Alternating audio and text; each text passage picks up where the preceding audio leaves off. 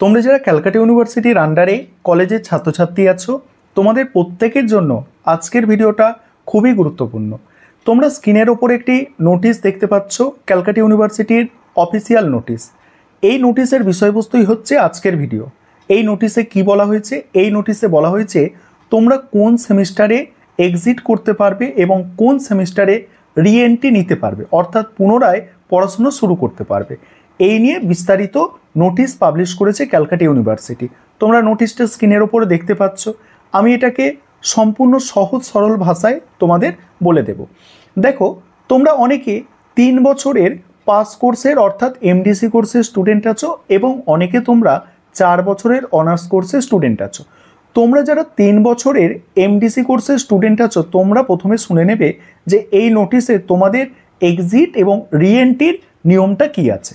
দেখো, তোমরা যারা 3 বছরের কোর্সের স্টুডেন্ট আছো এমডিসি কোর্সের, 3 বছরে তোমরা টোটাল কটা সেমিস্টার পড়তে পারবে? টোটাল তোমরা 6টা সেমিস্টার পড়াশোনা করতে পারবে কলেজে।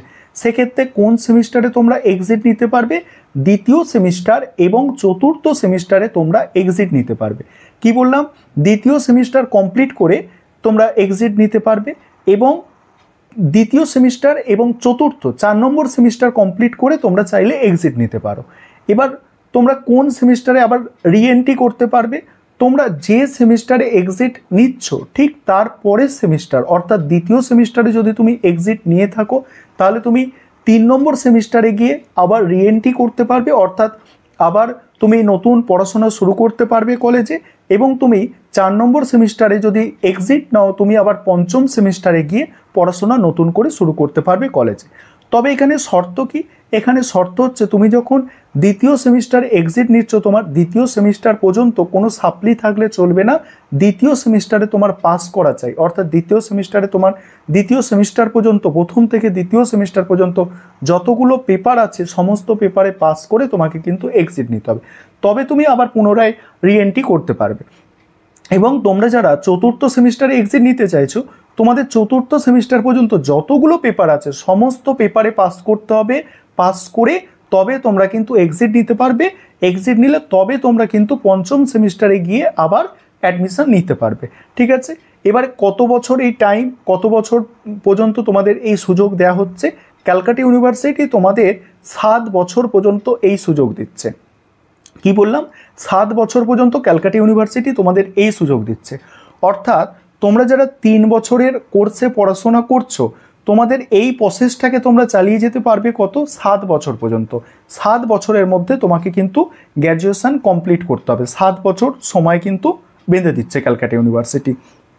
এবং এবারে অনার্সেরটা শোনো, তারপরে আরও বিষয়বস্তু বলবো। এবার তোমরা যারা অনার্সের স্টুডেন্ট আছো তোমরা ভালো করে শোনো। অনার্সের তোমরা যারা স্টুডেন্ট আছো অনার্সের স্টুডেন্টের তো 4 বছরের কোর্সটা হয়। সেক্ষেত্রে তোমরা দ্বিতীয় সেমিস্টার এক্সিট নিতে পারবে, চতুর্থ সেমিস্টারে এক্সিট নিতে পারবে এবং 6 নম্বর সেমিস্টারে গিয়ে এক্সিট নিতে পারবে। কি বললাম? যে তোমরা 2 নম্বর সেমিস্টারে এক্সিট নিতে পারবে অনার্সের ছাত্রছাত্রীরা, 4 নম্বর সেমিস্টারে এক্সিট নিতে পারবে এবং 6 নম্বর সেমিস্টারে গিয়ে এক্সিট নিতে পারবে। অর্থাৎ তোমরা এই সেমিস্টারগুলোতে গিয়ে অর্থাৎ 2, 4, 6 সেমিস্টারে গিয়ে কলেজ ছেড়ে দিতে পারবে এবং পরে যদি তোমাদের পড়াশোনা করার মনে হয় আবার তোমরা পুনরায় পড়াশোনা কিন্তু শুরু করতে পারো।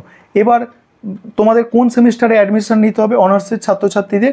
অনার্সের ছাত্রছাত্রীদের তুমি যদি দ্বিতীয় সেমিস্টারে ছেড়ে দাও তৃতীয় সেমিস্টারে তোমাকে অ্যাডমিশন নিয়ে পড়তে হবে এবং তুমি যদি চতুর্থ সেমিস্টার পর্যন্ত করে ছেড়ে দাও তোমাকে 5 নম্বর সেমিস্টারে গিয়ে অ্যাডমিশন নিতে হবে এবং তুমি যদি তারপরে 6 নম্বর সেমিস্টারে গিয়ে পড়াশোনা ছেড়ে দাও তোমাকে 7 নম্বর সেমিস্টারে গিয়ে অ্যাডমিশন নিতে হবে। আশা করি বিষয়টা বুঝতে পেরেছো। এবার এখানে আরও শর্ত আছে যে তুমি সেই কলেজেই পড়বে, মানে সেম কলেজে অ্যাডমিশন নেবে নাকি অন্য কলেজে।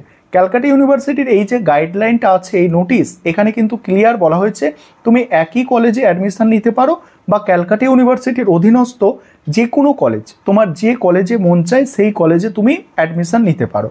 তবে এখানে কি শর্ত আছে যে সেই কলেজ তোমার দেখবে যে তোমার মানে যোগ্যতা আছে কিনা সেই কলেজে পড়ার। অর্থাৎ যোগ্যতা বলতে কি, তুমি ধরো মানে 2nd সেমিস্টারে ছেড়ে দিয়েছো, এখন 3rd সেমিস্টারে গিয়ে পড়ার তোমার ইচ্ছা হয়েছে বা 3rd সেমিস্টারে গিয়ে অ্যাডমিশন নেবে।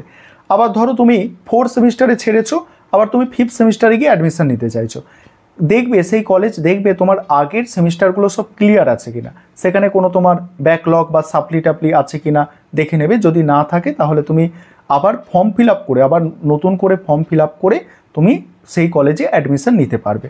আশা করি বিষয়বস্তুটা বুঝতে পেরেছো। এবং আরও কিছু আছে কি দেখে নিই এখানে, যে কলেজে রিএন্ট্রি, হ্যাঁ কলেজ কিন্তু রিএন্ট্রি দিতে বাধ্য, তুমি যদি যোগ্য হও সেক্ষেত্রে কলেজ রিএন্ট্রি দিতে বাধ্য। তোমরা অনেকে এই বিষয়টা জানতে চাইছিলে, আজকে অফিসিয়াল নোটিশ তোমাদের সঙ্গে শেয়ার করলাম এবং তোমাদের এই বিষয়টা আশা করি তোমাদের কাছে ক্লিয়ার হয়েছে যে তোমরা যে ইভেন্ট সেমিস্টার আছে না তোমাদের কলেজে, ইভেন্ট সেমিস্টার কোনগুলোকে বলে, 2, 4, 6 এই সেমিস্টারগুলোকে ইভেন্ট সেমিস্টার বলে। কেউ যদি তোমরা ছাড়তে চাও তাহলে এই ইভেন্ট সেমিস্টারগুলোতে কলেজ থেকে এক্সিট করতে পারবে, অর্থাৎ পড়াশোনা ছেড়ে দিতে পারবে। আবার পরে কারোর মনে হলো তুমি পড়াশোনা করবে, তখন কখন করতে পারবে, তখন তোমার আবার অ্যাডমিশন নিতে পারবে অড সেমিস্টারগুলোতে। অড সেমিস্টার মানে 3, 4 এবং 7 নম্বর সেমিস্টারে তুমি আবার অ্যাডমিশন নিতে পারবে। এবং ক্যালকাটা ইউনিভার্সিটি কত বছর টাইম দিচ্ছে এই সমস্ত বিষয়গুলোর জন্য? 7 বছর, টোটাল 7 বছর টাইম দিচ্ছে। সে অনার্সের স্টুডেন্ট হও এবং পাস কোর্সের স্টুডেন্ট হও, টোটাল 7 বছর এগুলো করার জন্য সময় দিচ্ছে ক্যালকাটা ইউনিভার্সিটি। আশা করি বিষয়বস্তুটা তোমরা বুঝতে পেরেছো।